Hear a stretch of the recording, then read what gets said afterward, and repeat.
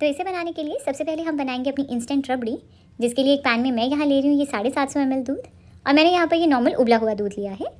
अच्छा, इसमें से ना आधा कप दूध हम एक अलग कटोरी में निकाल कर रख लेंगे, जिसे हम बाद में यूज़ करेंगे। और बाकी के दूध में डालेंगे चीनी, तो तकरीबन 1/4 कप यानी कि 3 बड़े चम्मच चीनी डाली है मैंने इसमें। ये आप अपने टेस्ट के अकॉर्डिंग कम ज़्यादा रख सकते हैं। और आधा छोटा चम्मच मैं इसमें डाल रही हूँ इलायची पाउडर। फ्लेवर में आप चाहो तो अपना मनपसंद कोई भी और फ्लेवर डाल सकते हो। तो इन तीनों चीज़ों को हम मिक्स कर लेंगे, और इस दूध को ना पहले हम मीडियम हाई फ्लेम के ऊपर पकाएंगे, ताकि दूध में ना उबाल आना शुरू हो जाए। और इतनी देर में ये जो दूध हमने अलग कटोरी में निकाल कर रखा था, इसमें मैं डाल रही हूँ 1/4 कप मिल्क पाउडर। किसी भी ब्रांड का मिल्क पाउडर यूज़ कर सकते हैं आप। और साथ में अब हम इसमें डालेंगे अपना मेन इंग्रेडिएंट, जो कि है 1 बड़ा चम्मच आटा। ये गेहूं का आटा है, जो हम रेगुलर रोटी बनाने के लिए यूज़ करते हैं। आज हम इससे बनाएंगे अपनी रबड़ी। तो इन सारी चीज़ों को एक बार अच्छे से मिक्स कर लेना है, ताकि इसमें कोई भी लम्स ना रहे। तो बस इसी के साथ हमारा ये क्रीमी मिक्सचर बिल्कुल तैयार है। इसके बाद अब हम चलेंगे दूध की तरफ। तो आप देख रहे हो कि दूध अब काफ़ी अच्छे से उबल रहा है, और इसी तरह से ना मीडियम हाई फ्लेम के ऊपर उबलते हुए इसे तकरीबन 1-2 मिनट हो गए हैं। तो अब हम फ्लेम को बिल्कुल लो कर लेंगे, और इसमें डालेंगे अपना ये मिल्क पाउडर और आटे वाला मिक्सचर। और इसे डालने से पहले भी एक बार मिला लेंगे, और डालते ही ना हम इसे साथ के साथ चला लेना है, ताकि इसमें कोई भी लम्स ना बने।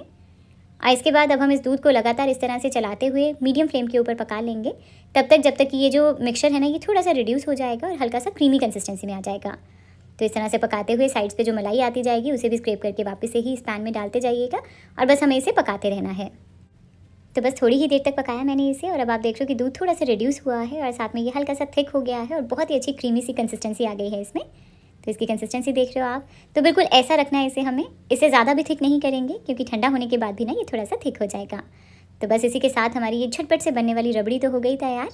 तो गैस को बंद कर देंगे, और इस रबड़ी को ना पहले इसी तरह से किचन काउंटर पर रखकर नॉर्मल रूम टेम्परेचर पर आने देंगे। तो थोड़ी देर में ये जो रबड़ी है ये ठंडी होकर रूम टेम्परेचर पर आ गई है, और आप देख रहे हो कि पहले से ये और भी थोड़ी सी थिक और क्रीमी हुई है टेक्सचर में। तो ये एकदम परफेक्ट कंसिस्टेंसी है हमारी रबड़ी की। तो इस रबड़ी को अब हम एक बोल में निकाल कर थोड़ी देर के लिए फ्रिज में रख देंगे, और फिर हम अपनी ठंडी ठंडी रबड़ी को सर्व करेंगे। तो जब तक ये रबड़ी ठंडी हो रही है, तब तक हम अपनी आगे की तैयारी करेंगे। और क्योंकि आज की रेसिपी बिल्कुल इंस्टेंट है, तो इसके लिए हम बनाएंगे अपना एक इंस्टेंट सा मिक्सचर, जो बिल्कुल खोए जैसा लगेगा खाने में। तो इसके लिए एक बोल में मैं यहाँ ले रही हूँ ये आधा कप मिल्क पाउडर। किसी भी ब्रांड का मिल्क पाउडर ले सकते हो आप, चाहे तो डेयरी वाइटनर है वो यूज़ कर सकते हो। और साथ में इसमें डाल देंगे 1/4 कप पिसी हुई चीनी। नॉर्मल चीनी को ग्राइंडर में डाल के ग्राइंड किया था मैंने। तो इन ड्राई इंग्रेडिएंट्स को पहले मिक्स कर लेंगे, और फिर हम इसमें थोड़ा सा दूध ऐड करेंगे। तो तकरीबन 3 बड़े चम्मच दूध डाला मैंने इसमें, आप अपनी ज़रूरत के अकॉर्डिंग रख लीजिएगा। अच्छा, बहुत ज़्यादा दूध ऐड मत करिएगा, क्योंकि ये एकदम से ना रनी हो जाता है। तो बस इन सारी चीज़ों को हम मिक्स कर लेंगे। इसी के साथ अब हमारा ये क्रीमी ग्लेज़ बिल्कुल तैयार है। इसका जो टेस्ट है ना, ये बिल्कुल आपको ऐसा लगेगा जैसे ये मावा है। बहुत ही ज़्यादा टेस्टी बनता है ये, और एकदम क्रीमी कंसिस्टेंसी है इसकी। तो बस इस क्रीमी मावा को रखेंगे एक साइड पर। और इसके बाद अब मैंने यहाँ पर ये थोड़ी सी ब्रेड की स्लाइसेस ली हैं, और मैंने इसके लिए वाइट ब्रेड ली है। आप कोशिश करके वाइट ब्रेड ही लीजिएगा, बट अगर आप बिल्कुल भी पसंद नहीं करते हैं वाइट ब्रेड, तो ब्राउन ब्रेड भी चल जाएगी। तो सबसे पहले ये जो ब्रेड है ना, इसकी साइड्स को हमें निकाल देना है। अच्छा, ये जो साइड्स है ना, इसे आप फेंकेगा नहीं, इसे आप ब्रेड क्रम्स बनाकर किसी भी स्नैक्स में यूज़ कर सकते हैं। तो बस इस तरह से मैंने ये 4 ब्रेड स्लाइसेस की साइड्स को निकाल दिया है। तो इस ब्रेड से अब हम बनाएंगे अपना ये मावा सैंडविच। तो इसके लिए सबसे पहले 2 ब्रेड स्लाइसेस ले लेंगे, और इसमें से एक के ऊपर लगाएंगे अपना ये क्रीमी मावा। तो काफ़ी सारी क्वांटिटी डाल रही हूँ मैं इसकी, और फिर हम इसे इवनली स्प्रेड कर लेंगे। अच्छा, क्वांटिटी कम ज़्यादा आप अपने टेस्ट के अकॉर्डिंग रख सकते हैं इसमें। और इतनी सी क्वांटिटी जो हमने मावा की बनाई है ना, इसमें आप तकरीबन 3 सैंडविच बनाकर तैयार कर सकते हो। बट मेरे घर में ये मावा सबको ऐसे ही पसंद है, तो मैं 2 सैंडविच बनाऊंगी, और बाकी मावा को ऐसे ही सर्व करूँगी, क्योंकि सबको बहुत ही ज़्यादा पसंद है। तो इस तरह से इसे स्प्रेड करके अब इसके ऊपर मैं थोड़े से बारीक कटे ड्राई फ्रूट्स डाल रही हूँ, जिसमें मैंने बादाम और पिस्ता लिया है। ड्राई फ्रूट्स ऑप्शनल है, आप चाहो तो स्किप कर दो, या फिर अपना मनपसंद कोई भी और ड्राई फ्रूट डाल सकते हो।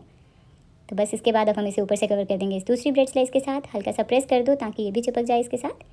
तो हमारा ये एक सैंडविच हो गया है तैयार। इस सैंडविच को ना अब मैं 4 पोर्शंस में डिवाइड कर रही हूँ। तो इस तरह से पहले डायगनल एक कट लगाया, और फिर दूसरी तरफ से भी इसे डायगनली कट कर देंगे। तो इस तरह से ये छोटे छोटे से 4 मिनी सैंडविचेस बन गए हमारे पास। तो बस इसी तरह से बाकी के सैंडविचेस को तैयार कर लेंगे। तो बस हमारे ये सैंडविचेस भी हो गए तैयार, और उधर हमारी रबड़ी भी अब ठंडी हो गई है। तो इन दोनों चीज़ों को अब हम सर्व करेंगे। तो इसके लिए किसी भी ट्रे या फिर प्लेट में ना सबसे पहले इन सैंडविचेस को अरेंज कर लेंगे। तो जितनी भी स्पेस है इसमें उतने सैंडविचेस रख लेंगे इसमें। और इसके ऊपर अब हम पोर करेंगे अपनी ये रबड़ी। तो आप देख रहे हो कि कितना क्रीमी टेक्सचर हो गया है इसका। तो इस रबड़ी को अब हम अपने इन सैंडविचेस के ऊपर इस तरह से अच्छे से पोर कर देंगे, और सारी ब्रेड को इससे कवर कर लेना है हमें। अच्छा, सारी रबड़ी मैं यहाँ पर यूज़ नहीं कर रही हूँ, थोड़ी सी रबड़ी को मैंने बचा लिया है। तो जब हम अपने ये सैंडविच को इंडिविजुअल प्लेट में सर्व करेंगे ना, तब हम ऊपर से एक्स्ट्रा रबड़ी डाल के उसे सर्व करेंगे। और एक और चीज़, इन्हें आप ना सर्व करने के टाइम पर ही इस तरह से असेंबल करिएगा, क्योंकि अगर पहले से रबड़ी डालकर हम इन सैंडविचेस को फ्रिज में डाल देंगे ना, तो ये थोड़े से ड्राई हो जाते हैं। तो बस ये काफ़ी सारी रबड़ी मैंने डाल दी है इसके ऊपर। और इसके बाद अब इसकी गार्निशिंग के लिए ना मैं इसके ऊपर डाल रही हूँ थोड़ा सा ये केसर वाला दूध। तो इसके लिए 10-12 धागे केसर को ना मैंने 3-4 बड़े चम्मच हल्के से गर्म दूध में भिगो कर रख दिया था। तो इस तरह से ये हमारा केसर वाला दूध तैयार हो गया है।